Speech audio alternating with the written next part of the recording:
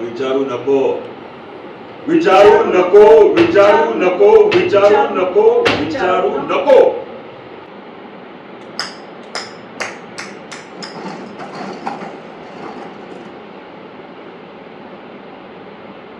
1937 साली प्रचंड बॉम्ब वर्षाव करून जर्मन सैन्याने स्पेनमधील एक सुंदर गाव बेचिराख केले. अनेकांचा यामध्ये जीव गेलेला आहे. त्याचे एक विदारक चित्र पाब्लो पिकासो यांनी काढले. या घटनेवर आधारित आज पुण्यात एक कार्यक्रम आयोजित केला होता. त्याचा हा भाग आपल्यासाठी. प्रत्येक पुण्यात अशा प्रकारचे प्रोग्राम मर्यादित झाले नसतीलही. आपल्या सगळ्यांना माहिती आहे 26 एप्रिल 1937 ला ग्वर्निक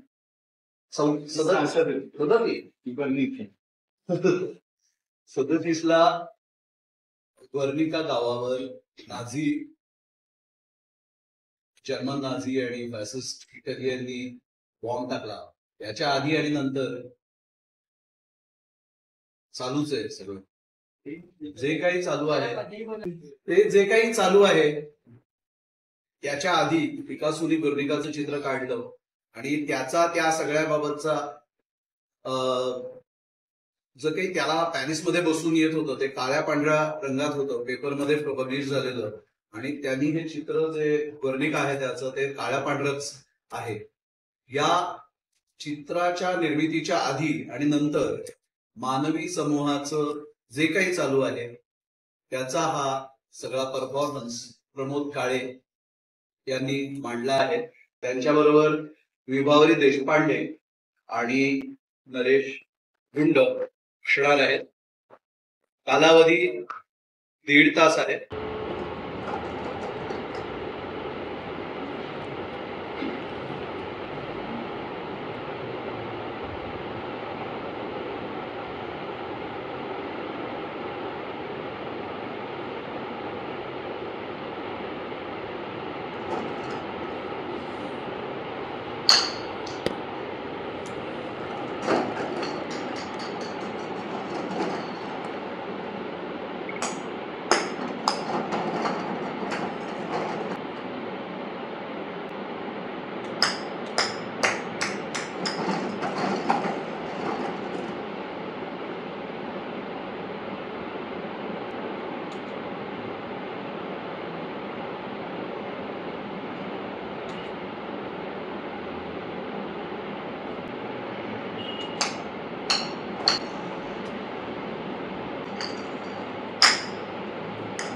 सुरूच आहे न दिसणाऱ्या न ऐकू येणाऱ्या वस्तूशी सनातन संघर्ष.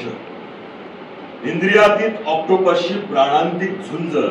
येतात जळत उकळत रक्तातून लावाचे फवारे आणि होतात स्फोट मेंदूतल्या मेंदूत.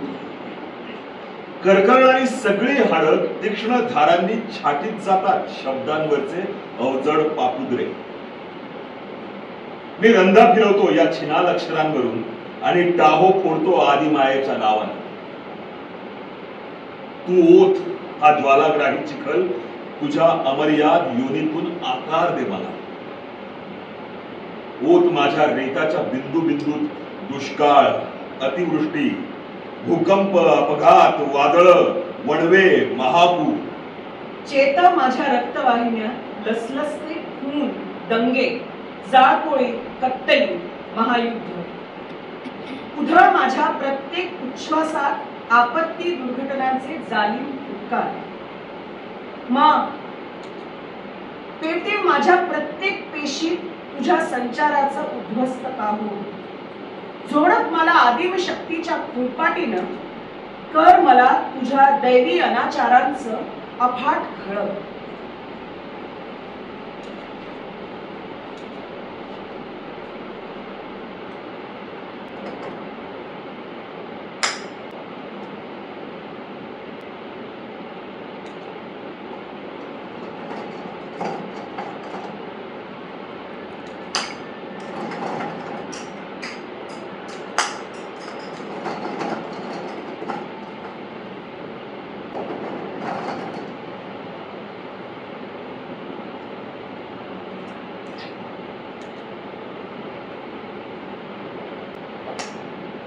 या फुटपाथच्या पोरांचं राष्ट्र कुठलं?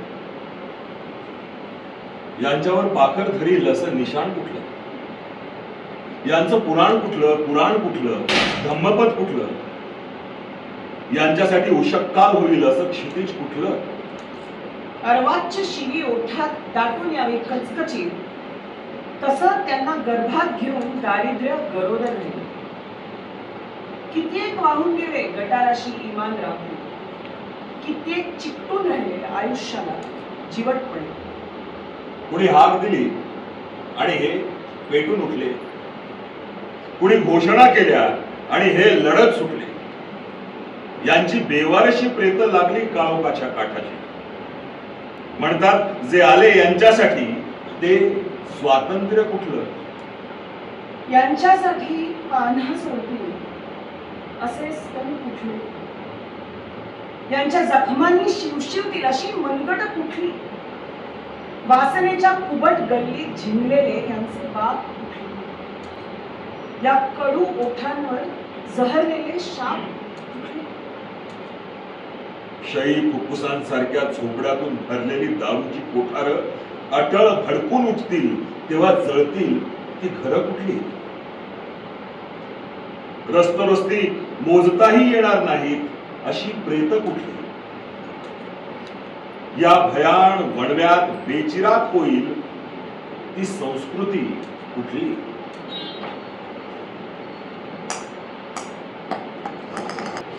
मुलं हसतायत. शाळेतली मुलं बागेत येऊन प्रचंड हसतायत.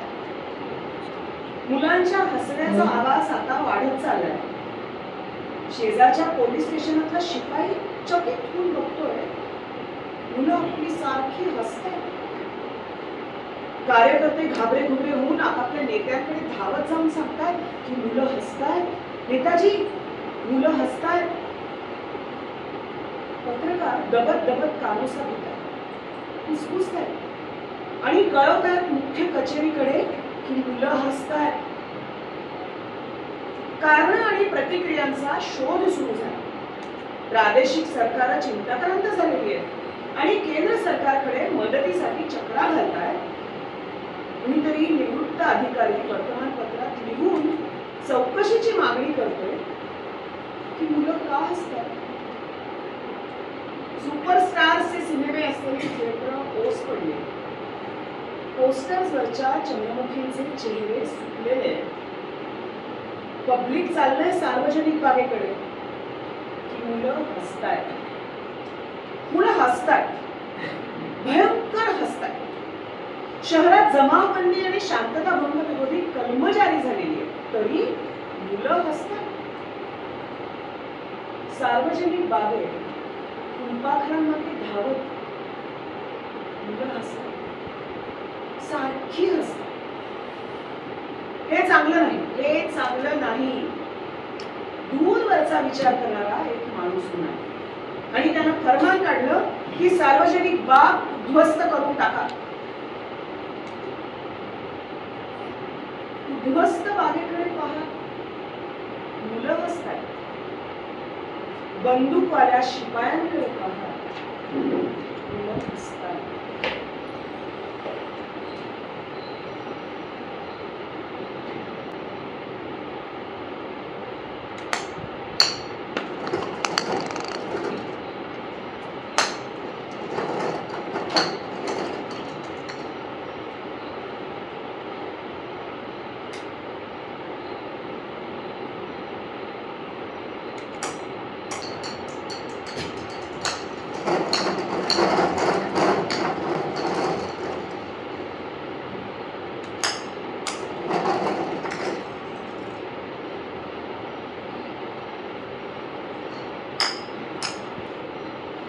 शाळेच्या फाटकाजवळ तिला सोडताना म्हणालो, खुश राहा. ती कसनुस्त हसली आणि मानेनच हो म्हणाली म्हणून मी सोडलो. तिने विचारलं असतं की खुश म्हणजे कसं, तर काय सांगता आलं असतं. ती वळली आणि फाटकापासून दूर जाऊ लागली, परत मागं वळून न पाहता. तिला तसं जाताना पाहत असताना मी थरारून गेलो नकशिकांत. रोजच्या जीवनात लपून छपून वावरणाऱ्या भीतीला पाहू.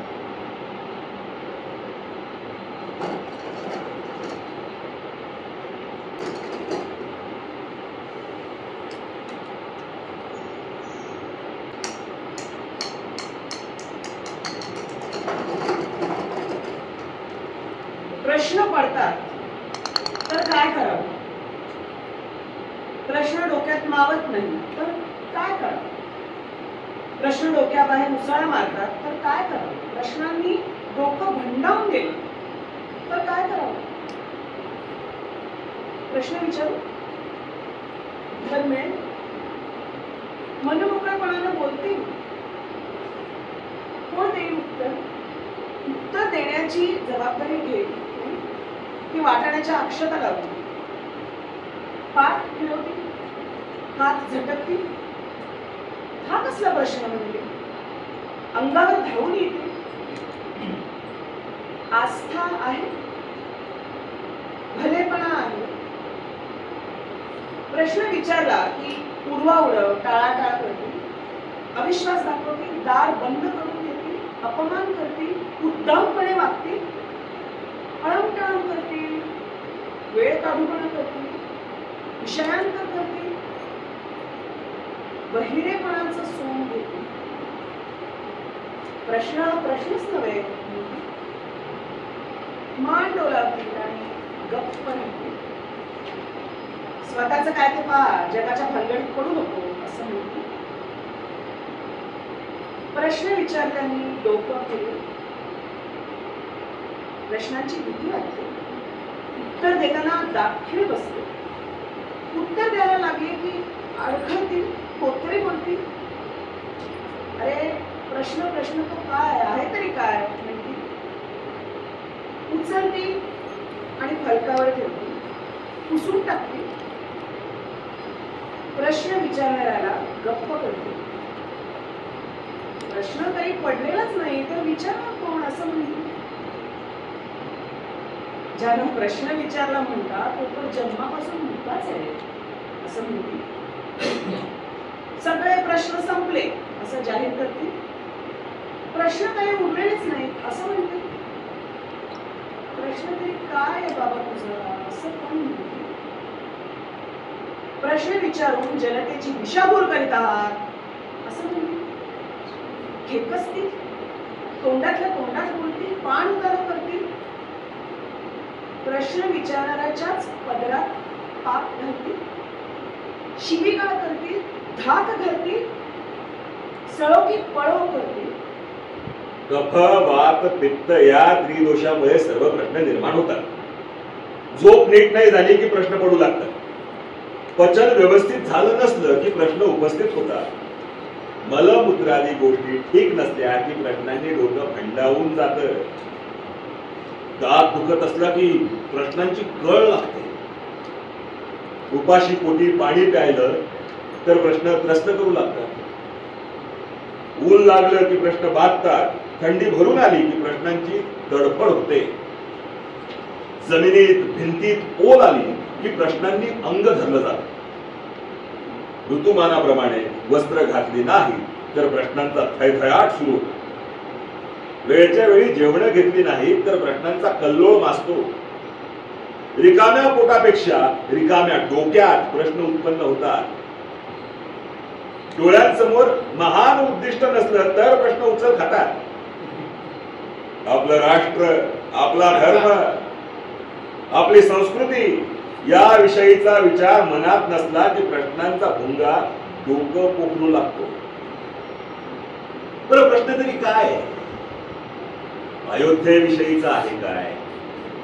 मग विचारू नको. गुजरात विषयीचा आहे काय? मग विचारू नको. दहशतवादाविषयीचा आहे काय? मग विचारू नको. शेतकऱ्यांच्या आत्महत्यांविषयीचा आहे काय? मग विचारू नको. दिवसेंदिवस वाढत चाललेल्या असुरक्षिततेविषयीचा आहे काय? मग विचारू नको.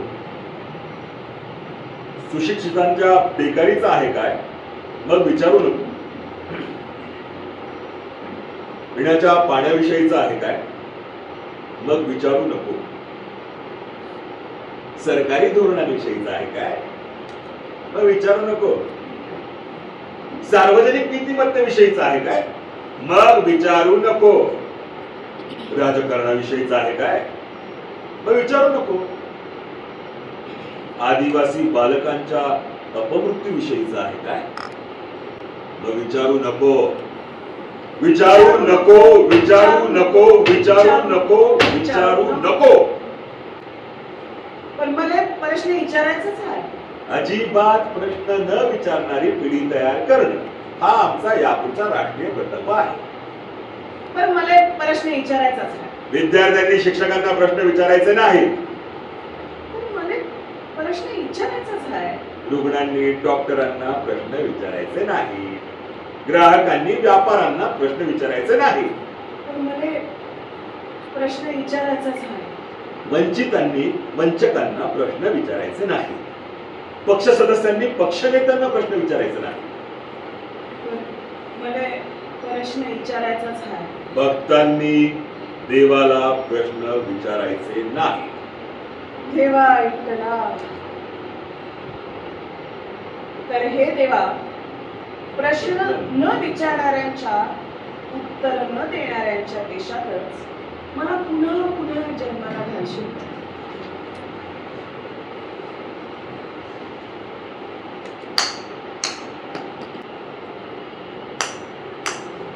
मी म्हणतो कवींनाच चालू द्या हा देश. मी म्हणतो कवींनाच चालू द्या हा देश. शस्त्रांनी उद्भवणाऱ्या दुःखांपेक्षा आम्ही पुस्तकांसोबत आणि लेखण्यांसह तो अधिक चांगला चालू. मी म्हणतो कवींनाच चालू द्या हा देश. तेच देतील काव्यगत न्याय आणि ऐकतील त्यांना जे बोलू इच्छितात. विचार करणं हीच राष्ट्रभाषा म्हणून केली जाईल जाहीर आणि पक्षांना दिली जाईल उभा. त्यांची शहाणी आमच्या सोबत वाटून घ्यायची.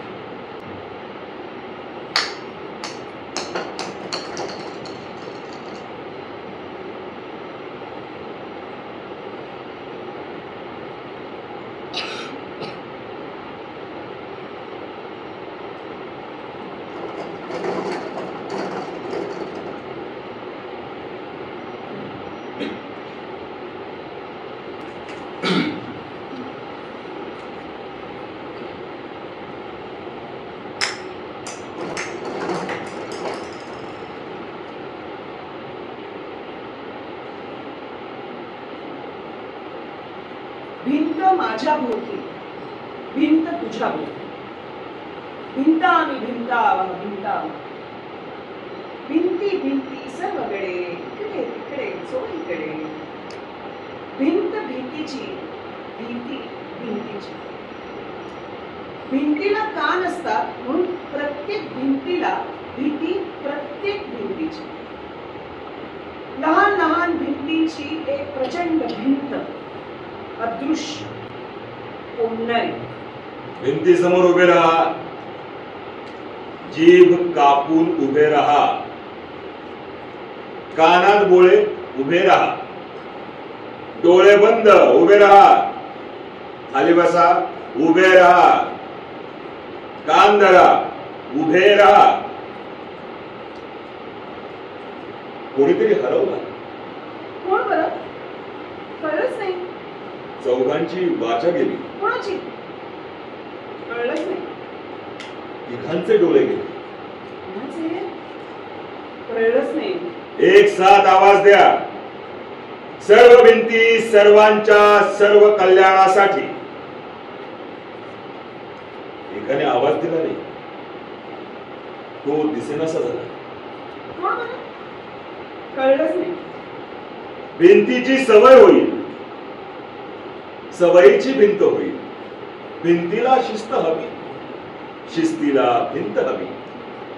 1 2 3 4 भिंतवाल्यांची डोकी हुशार. जय बोला हो जय बोला. या भिंतीचा जय बोला.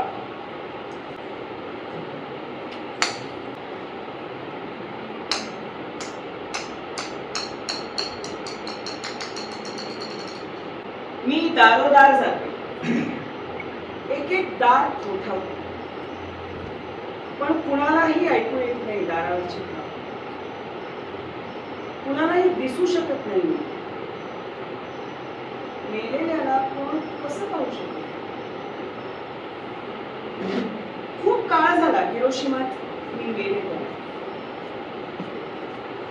7 वर्षांची होते मी तेव्हा. आजही आहे मी 7 वर्षांचीच.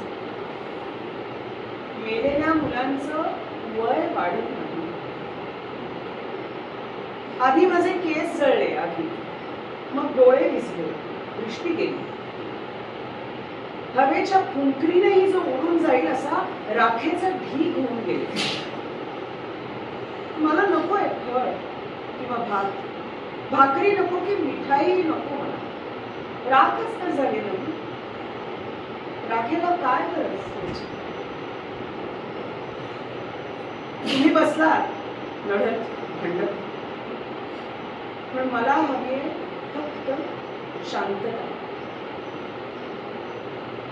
म्हणजे पुन्हा मुलं या प्रकारे जळणार नाही. म्हणजे ती जगती, वाढती, खेळती, म्हणजे त्यांना काहीतरी गोड खाता येईल.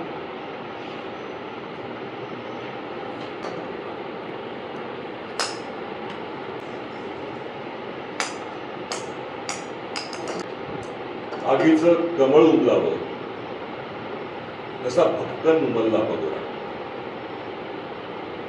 पण किंचाळत कोण होतं? एअर रेड सायरन की जळणारा बुद्ध, की ज्यांच्या बरोबर तू आसऱ्याला गेली होतीस तिथे ते भाऊ तुझे 2 जिवंत पलिते झाले, की तू स्वतः की 9 वर्षांची पोर एक चिमुरडी नापामनं पेटलेला झगा तेव्हाच फेकून दिलेला होतास तू अंगावरचा ओरबाडून काढून त्या खाईतून धावत बाहेर येताना. आणि जीवाच्या आकांतानं नुसती धावत सुटलेली होतीस तू महामार्गावरून एका कॅमेऱ्याचं भक्ष होण्यासाठी. कारण तशी तू धावत असताना जिवंत गिळली तुला निक युगच्या कॅमेऱ्यानं जिंकली झाली. विद्युत झीम सरल्यानं चटकन एखादी माशी गिळावी तशी. आणि तेव्हापासून तू तशीच धावतेस भूतकाळपासून त्याच महामार्गावर. आणि दिवसही तोच आहे अजून. 8 जून 1972. पण अजूनपर्यंत कुणीही आपल्या मिठीत घेऊन पोपटलं नाही. प्रेमानं हात फिरवलेला नाही तुझ्या पाठीवर, किंवा तुझे डोळेही पुसलेले नाही.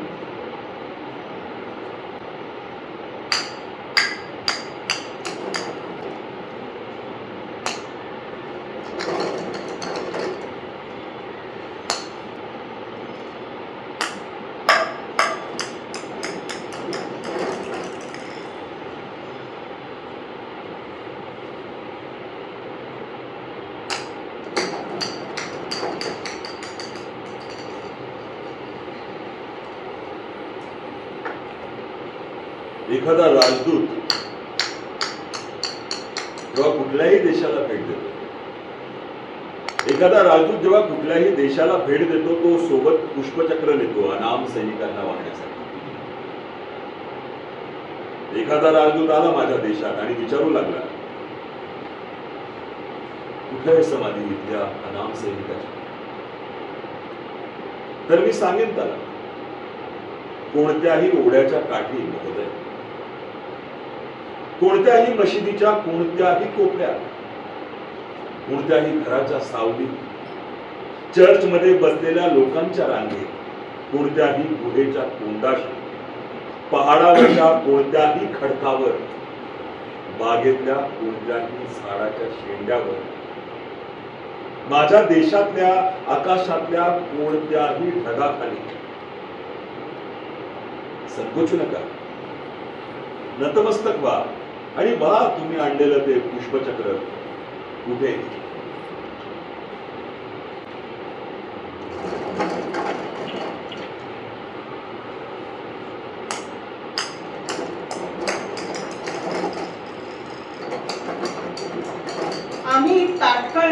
खेचाखेचीत प्रचंड गर्दी करून सभा मैदानात उन्हाचे पत्रे डसत होते डोळ्यांना, कण्यावरून घसरत होते घामाचे थेंब. आम्ही वाट पाहत होतो हिप्नॉटिस्ट येण्याची. धुळीच्या वादळासारखा गलबला उधळला. हिप्नॉटिस्ट आले, बुलंद जय जयकार केला आम्ही. हिप्नॉटिस्ट हो, आता जंतर मंतर होऊ द्या, वेळ नको, खेळ सुरू होऊ द्या. हिप्नॉटिस्ट तयार होऊन उभे राहिले, वृत्तपत्रांच्या नळकांड्या धरून हातात. जादूच्या कांटीसारख्या ओवाळल्या त्यांनी गर्दीभोवती. मोठ्या मथळ्यांच्या शिड्यांवरून सारा प्रचार डोक्यात उतरला आमच्या न वाचता. मग त्यांनी संकल्पशक्तीनं आमच्या नाकांवर चष्मे ठेवले. ते म्हणतील त्या रंगाचे आम्ही झालो. हिप्नॉटिस्टांनी कुंकड घातले. निष्ठेची अपार लाट पसरली आमच्यावर, अफूच्या भुंगीसारखी. हिप्नॉटिस्टांनी इशारा केला, हात वर उंचावून. आमच्यातून घोषणांची कारंजी उसळली. हिप्नॉटिस्ट म्हणाले थांबा, आम्ही थांबलो. हिप्नॉटिस्ट म्हणाले सुरू करा, आम्ही घोषणा सुरू केल्या. आमचे करणे करून हिप्नॉटिस्ट आमच्यातून न थांबता बोलले. हिप्नॉटिस्टांनी हुकूम केला, एक साथ द्वेष करा. आम्ही करा करा चावले सामूहिक द्वेषाचे दान. मग हिप्नॉटिस्टांनी आपल्या हातातल्या पेट्यात आमच्या कागद घड्या करून टाकल्या. मते टाकावी तशा. शाबास शाबास, आम्ही टाळ्यांचा पाऊस पाडला. मग एका प्रचंड टोपली हिप्नॉटिस्टांनी आमचे चेहरे गोळा केले. आता आपले आपण असण्याची भीती गेली.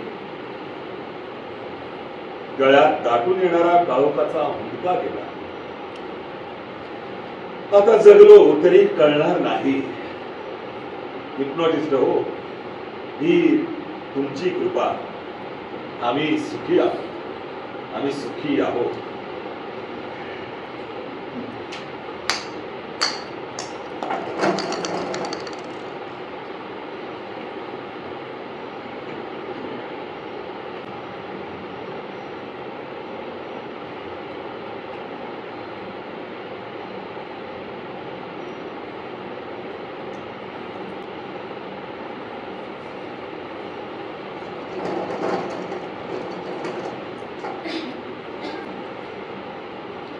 काहीही करू शकतात ते.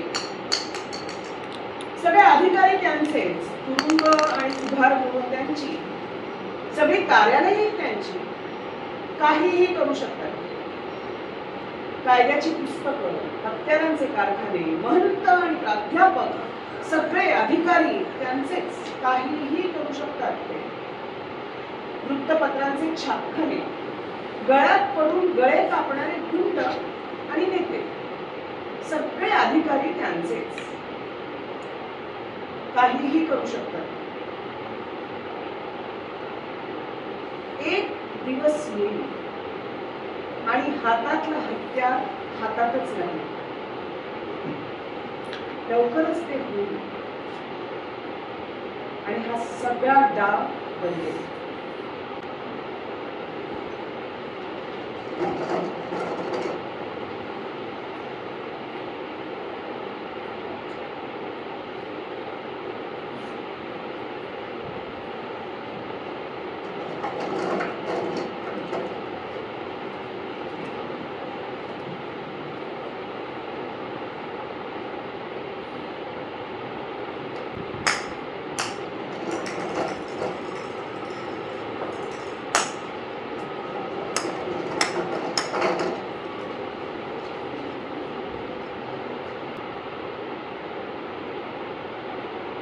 कितीतरी गोष्टी होत्या ज्या या शतकात व्हायला हव्या होत्या,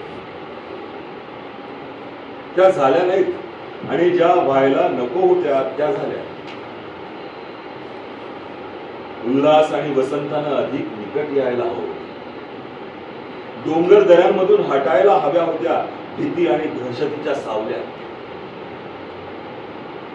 असत्य आणि कुटिलतेनं आपलं घर कुरतडण्याआधीच आपण सत्याचा पाया घालायला हवा होता.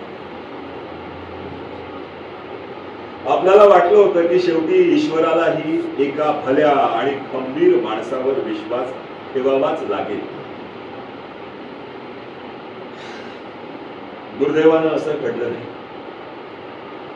या शतकात माणूस एकाच वेळी भला आणि खंबीर होऊ शकला नाही.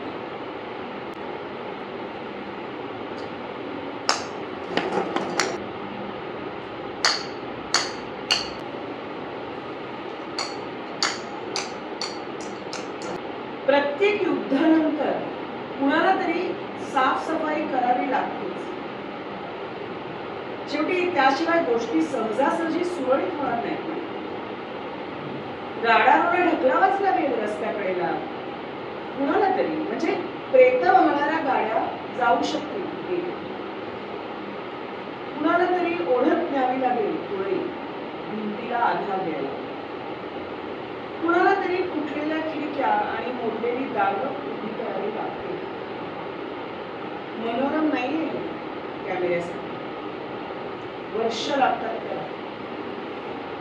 सगळे कॅमेरे निघून गेले दुसरी युद्ध टिपायला.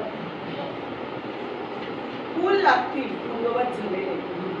आगगाड्यांची नवी स्टेशनं लागतील. सरसावलेल्या बाया पुन्हा सैल सोडून दिल्या जातात. झाडू हातात घेतलेला कुणाला तरी आठवेल अजूनही कसं होतं हे सगळं.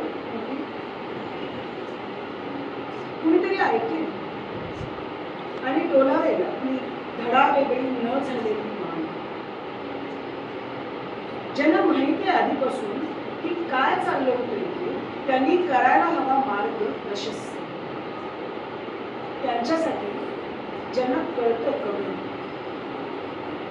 आणि त्याहूनही खूपच कमी.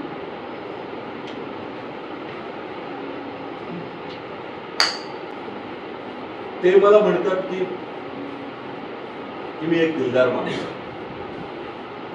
हे खरं नाही. मी दिलदार कधीच नव्हतो. पण माझे लेखक बांधव जे करतात सरपटणं, ते मला अतीव घृणास्पद आणि नीच वाटत आले. बंडखोरी हा काही माझा विशेष गुण नव्हे. मी केवळ त्यांच्या कारस्थानांचं मायाजाल पाहिलेलं होतं. त्यावर मी हसलो, त्याविरुद्ध लढलो, त्यावर लेख लिहिले. पोलिसात तक्रार नाही केली. माझ्या डोक्यात आलं तेवढंच फक्त मी सांगायचा प्रयत्न केला. हो, मी बुद्धिवाद्यांचं समर्थन केलं. खोट्या आणि सामान्य लेखनावर बहिष्कार टाकला. पण प्रत्यक्षात हेच नसतं का झालं. आणि अशा प्रकारे माझ्या मोठरपणाचं पुन्हा कौतुक झालं. आपली पुढची पिढी जेव्हा या रद्दी लेखनाला नाकारत असेल, अतिशय कटू शर्मेनं त्यांना आठवेल हा विचित्र विलक्षण काळ, जिथं सत्याच्या एका साध्या वर्णनाला मोठ्या मनानं केलेलं कथन मानलं जात असते. युद्ध संपलं. युद्ध संपलं आणि योद्धा जेव्हा मरणाच्या वाटेवर होता तेव्हा एक जण त्याच्याजवळ आला आणि त्याला म्हणाला, मरू नकोस रे, मला तू आवडतोस. पण काय दुर्दैव, मरणारा मरतच चालला. मग दोघ जण आले आणि त्यांनी तेच म्हटलं, मरू नकोस, भिंतीनं घे, परत ये. पण काय दुर्दैव, मरणारा मरतच चालला. 20 आले, 100 आले, 1000 आले, 5 लाख आले. ओरडत होते, इतकं प्रेम आहे आणि मृत्यू विरुद्ध काहीही करता येत नाही. काय दुर्दैव, मरणारा मरतच चालला. लक्षावधी येऊन त्याच्या भोवती उभे राहिले. तीच विनंती करत करत म्हणत राहिले, भावा जाऊ नकोस. पण काय दुर्दैव, मरणारा मरतच चालला होता. मग पृथ्वीवरचे सगळे आले. त्याच्या भोवती जमा झाले. मरणाऱ्याने त्यांच्याकडे खोलवर दुःखानं गलबलून पाहिलं. तो हळूहळू उठून बसला.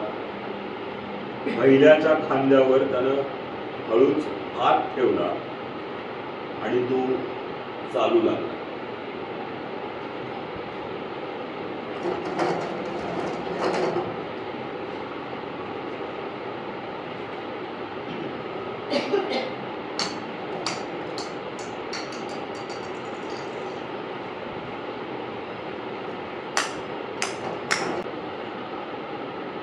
विमानं टोळकी करून येतात.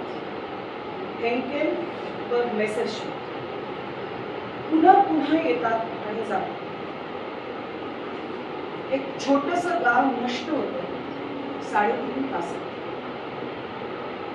सूर्याचा डोळा फुटतो. त्या खाचे बैल तोंड्या एक नवीन बल्ब बसवतो आणि एक शोकचित्र काढतो. तो खिंकाळणं काढतो दूर फुटून मेलेल्या घोड्यांचं. आक्रोश काढतो लेकराचं कलेवर कवटाळणाऱ्या उद्ध्वस्त आयांचं.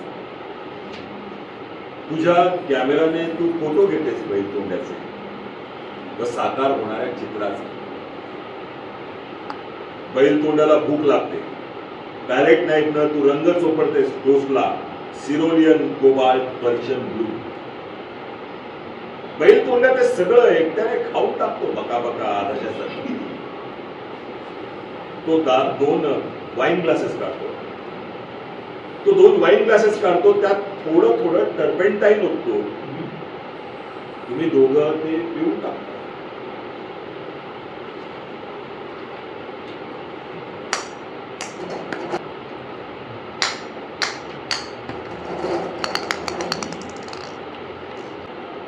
रक्तात पेटलेल्या अगणित सूर्यानं, रक्तात पेटलेल्या अगणित सूर्यानं तुमची आय बहीण आजही विटंबली जाते हाटाहाटातून. मवाल्यासारखे माजलेले उन्मत्त नीरो आजही मेणबत्तीसारखी जाळतात माणसं चौकात चौकातून. कोरभर भाकरी आणि पसाभर पाणी यांचा अट्टहास केलाच तर आजही फिरवला जातो नांगर घरादारावरून. चिंदकातले हात सळसळलेच तर छाटले जातात आजही नगरातून. रक्तात पेटलेल्या अगणित सूर्यानो किती दिवस सोसायची ही घोर नाकेबंदी. मरेपर्यंत राहायचं का असंच युद्ध कैदी. ती पहा रे ती पहा मातीची अस्मिता आभाळभर झालीये. माझ्या यातनेनं आता जिंदाबादची गर्जना केलीये. रक्तात पेटलेल्या अगणित सूर्यानो आता या शहराला आग लावत चला.